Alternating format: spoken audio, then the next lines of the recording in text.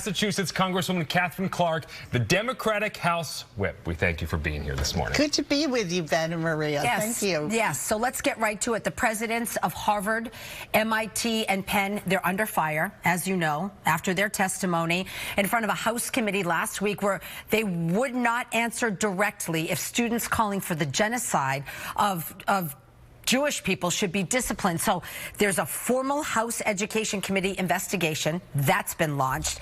Let's listen, and then we'll react to an exchange between Harvard President Claudine Gay and GOP Representative Elise Stefanik. Let's listen. Do you believe that type of hateful speech is contrary to Harvard's code of conduct, or is it allowed at Harvard? It is at odds with the values of Harvard. Can you not say here that it is against the code of conduct at Harvard?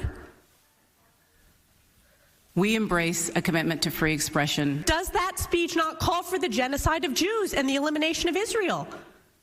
When you testify that you understand that is the definition of intifada. We embrace a commitment to free expression. And then, so that happened, and then this happened. A plane flying the banner, Harvard Hates Jews, flew over the campus last week. So Gay has since apologized in the aftermath of her testimony. Do you agree with Representative Stefanik that this should not be tolerated? What we're seeing on college campuses is an alarming rise of anti-Semitism. None of us can tolerate calls for genocide of any group, be that Jewish students, any ethnic or racial group. So that is a point of moral clarity that everyone has to be able to agree on. And what we need to do is call out hate speech wherever we see it and make sure that every single student feels secure on their campus. So should Claudine Gay lose her job as president of Harvard? I was glad to see that President Gay clarified this exchange and again expressed her support for the security of Jewish students and other students. So I believe. Was that too late? Was it too late? You know, certainly what we saw from all the presidents was a lack of that kind of assurance that not only students need, but I hear from so many parents across campuses in my district in this country. This is a time where so many Jewish people are feeling isolated and terrified as we see this rise of anti-Semitism. So we all have a role to play, whether it's on campus or in our communities, in making sure that we are having an exchange of ideas around a very complex and horrendous crisis we're seeing in the Middle East, but that we can do it in a way that is not rising to the level of hate speech. So a number of Democrats in Pennsylvania, the governor, Josh Shapiro, the two senators, John Fetterman, Bob Casey, they've said that these people in these positions need to speak with moral clarity. There has not been that response here in Massachusetts to the presidents of Harvard and MIT. You know, a Harvard law professor, Lawrence Tribe, posted on X, formerly known as Twitter, that he finds her testimony deeply troubling. So I'll ask you again, though, if you were on the board, would you say she needs to go? You know, I'm not on the board. And what I can say is that we do have to speak with moral clarity. We do have to make sure that, yes, we want to encourage free speech and debate, but there are lines, and there are lines that we agree on, and genocide is one of those lines. And what we're seeing is an alarming and dangerous rise of anti-Semitism, of Islamophobia, and we have to make sure that we are all drawing that moral clarity and making that line known, whether it's students, your co-workers, or your family members. All right, let's talk about the border. The lack of a solution there is impacting, of course, thousands of lives of migrants, but also desperately needed funding for Israel and Ukraine. It's impacting state politics. States like Massachusetts are rapidly running out of money. Also national politics with the presidential year coming up next year. We're going to get to all these topics, but let's start with talks between Democrats and Republicans. They seem to die or at least stall in the Senate this week. Where do they stand, and can you find a compromise on the border? You know, Democrats have been there, and President Biden has been from the very first days of his administration saying, let's tackle immigration in this country. There isn't a person you can find who says that system is working well. It is a broken system, and we have to do better. But what we've seen in the House is that as we reach out to say, let's find bipartisan compromise, let's find a way forward, we all agree it isn't working for states like Massachusetts, states like Texas and Florida. So how do we come together, get the immigration that we need, the workforce that we need? How do you do that? How do you do that? Well, let's talk about the proposals that we've put forward.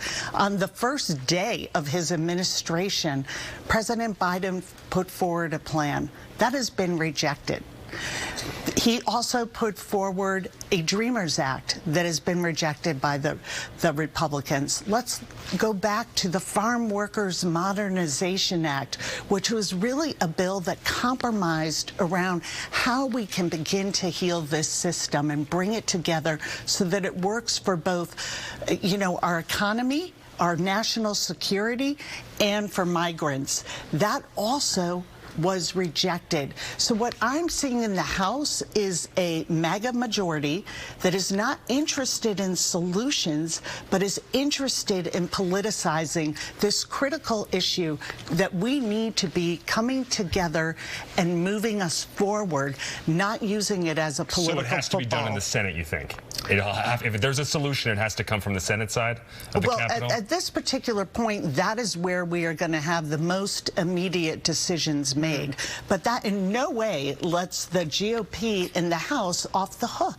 They have to come forward and meet us to move our country forward, our national security, interrupt the flow of fentanyl, and get the funding to communities here in Massachusetts that we need to address this migrant crisis. And funding for Israel and Ukraine, that is desperately needed. Republicans are not passing this. They're not doing it without addressing the border. Can that get done before this whole thing ends for the holiday recess? It is disgraceful that we are not moving forward on those key pieces. Let's look at Ukraine.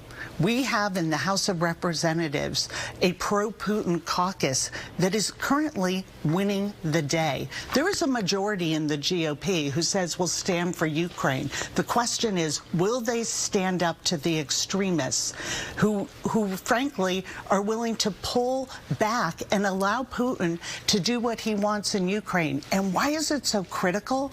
Because it's so critical, not just to Ukraine and the Ukrainian people, but because Putin is on the border of NATO, and that will involve our national security and our troops if we allow him to cross. So quickly, do you think it will get done?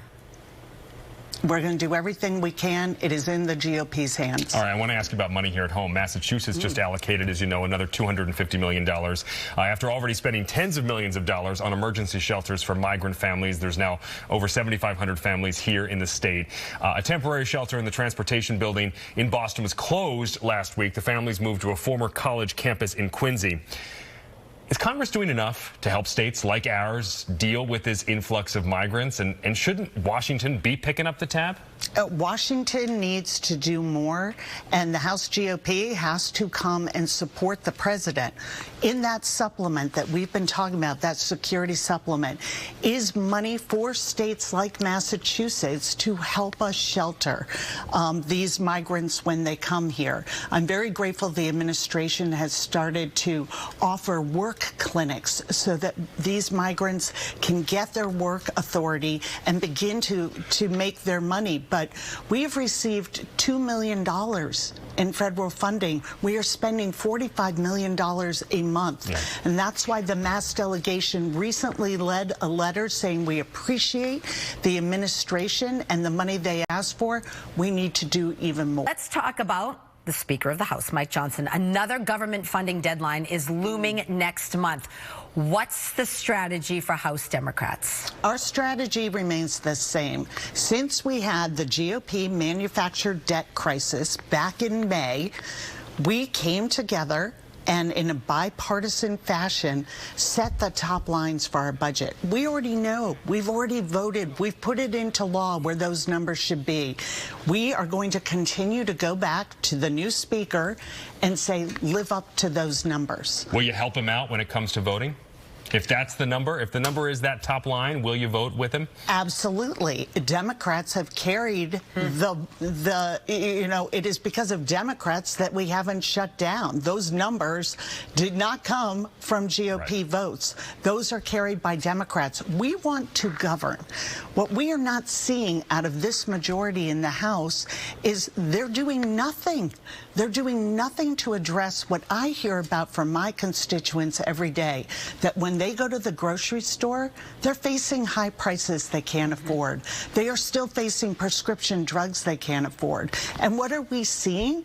We're seeing a fake sham impeachment process, censures, civil wars within the GOP. The American people are standing outside looking at the MAGA majority saying, how do we fit into any of this? We will continue to work with them anytime they want to come and work for the American people. Former Speaker Kevin McCarthy is leaving Congress. Quick thoughts on that. I think that's the right move. You know, what we saw with Kevin McCarthy was a speaker who was willing to give the gavel over to the extremists in his party. And it was about power for power's sake instead of focusing on the needs of families at home. So you think it's the right move? I do. Okay. You arrived on Capitol Hill in December of 2013. You'll be running for re-election to the 5th District next year, 2024. Nancy Pelosi was the first woman to serve as Speaker of the House. Could you see yourself as the second in that position? I am very much looking forward to Hakeem Jeffries, Speaker of the House, and that's going to be my goal. And what we're seeing as we go into 2024 is that we really are a country at a crossroads, and we have to make a decision. Are we going to choose democracy? Are we going to choose to tackle the problems that families are facing? Or are we going to choose fascism and Donald Trump and a continue of this MAGA extremism that is dividing us instead of bringing us together? Is that a not now? That is a firm. I think that Hakeem Jeffries, as the next speaker, will not only be a historical speaker, but is going to be able to work as a team, which I am so proud to be part of, to bring the voices of working families in this country back into the corridors of power and get this Congress working for them again. And will Democrats pick up the George Santos seat on Long Island, do you think? We're going to do everything we can to get that one. All right. Our thanks to Congresswoman Katherine Clark, the Democratic whip. We appreciate it. Thank you.